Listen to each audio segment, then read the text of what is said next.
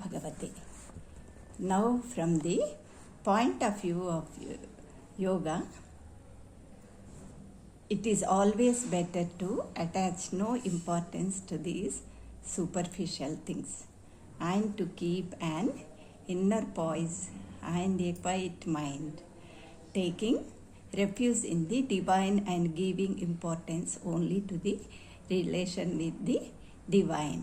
అంటే వైట్ రోజెస్లో దీనికి అమ్మ 1955లో ఇచ్చారు, కానీ డేట్ వేయలేదు. ఇది ఇప్పుడు యోగా దృక్కోణం నుండి ఈ ఉపరితల విషయములకు ఎటువంటి ప్రాముఖ్యతను ఇవ్వకపోవడమే ఎల్లవేళలా అత్యుత్తమ మంచిది.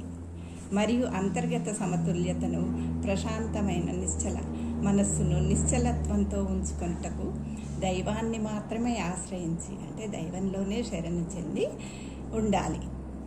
ఇంకా దైవంతో అనుబంధానికి మాత్రమే మనం ప్రస్తుతం ప్రాముఖ్యతనివ్వాలి అంటున్నారమ్మా. ధన్యవాదాలు.